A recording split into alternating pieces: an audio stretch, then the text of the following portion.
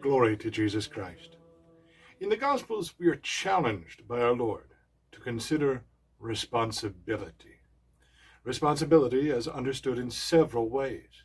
That is, responsibility both as something that we should do, responsibility that is as a duty, but also responsibility in the plain sense as the ability to make answer, the ability to respond, responsibility.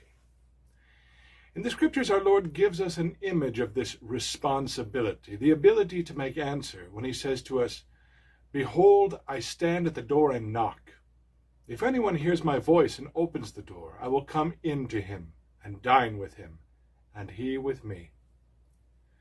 Take for a moment this image of standing at the door and knocking. This action of knocking at the door, it creates within the person who is within the house, hearing it, precisely what we've been hearing about. That is, it brings about a state of responsibility. The person is in the house, hearing a knock on the door, and they're placed in a state of being able to respond, to go over, to open the door, to encounter the person on the other side of the door, and to let that person into the house. Now, of course, just hearing the knock does not take away the free will of the person who hears it, even if it brings responsibility to that person. They're not compelled to respond. They're not forced to respond. They don't have to open the door. They could just creep over to the door, look through the peephole to see who's on the other side, and then not respond. At the same time, the person on the other side of the door could then continue to knock more urgently. Sometimes the quality of a knock on the door can determine whether the person who hears it wants to open the door. For example, if you hear a vicious pounding on the door, well, you're much less likely to want to open it up. But if you hear a knock with an urgency, a persistence, even if you weren't too inclined initially to stop what you're doing and to go and open the door, that urgency and that persistence lead you to responding. So persistence, that's key. An example of such persistence is given to us in the 15th chapter of the Gospel according to St. Matthew. Do you recall it? We hear about the persistence of a Canaanite woman who was following after our Lord as he and his disciples passed through the coasts of Tyre and Sidon. And she was the one who was knocking, and with persistence, this Canaanite woman. For our Lord is not the only one who knocks.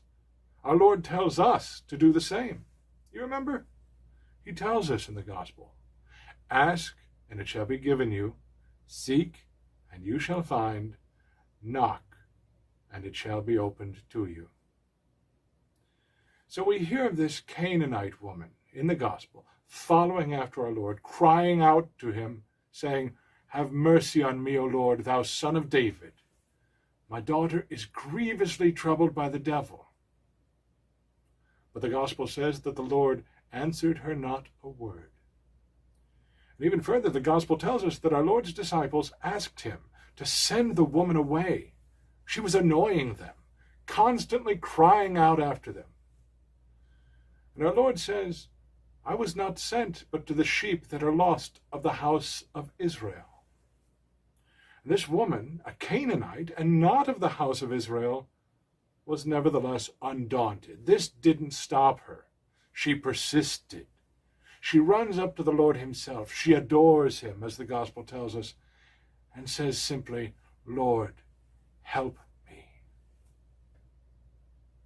Keep those words in mind. If you're ever at a loss for words to pray, Lord, help me. These are the words with which we can knock on the door of the heart of God himself, just as the Canaanite woman does. Lord, help me. And we hear then that the Lord responds. But his response at first seems not at all encouraging. He says to the Canaanite woman, "It is not good to take the bread of the children and cast it to the dogs." And it seems harsh to hear this, it's true. This woman is asking our Lord for help, and he essentially here refers to her people as dogs.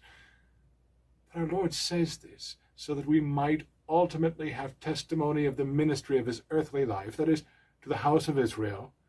But even more, he says this, that we might have testimony of the persistence and the faith of the Canaanite woman.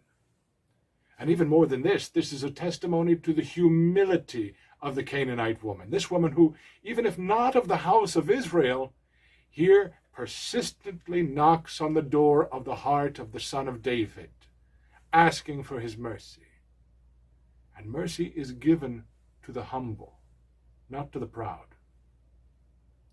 And we see that the Canaanite woman responds in genuine humility and in genuine persistence, accepting the words of the Lord himself, applying them to herself, saying, "Yea, Lord, for the whelps also eat of the crumbs that fall from the table of their masters."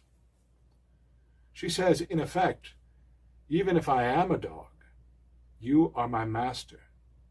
And even if the dogs might find satisfaction in the crumbs that fall from their master's tables, so might I. How many of us would be so quick to accept such an abasement, such a humbling? Here the Canaanite woman does so without missing a beat.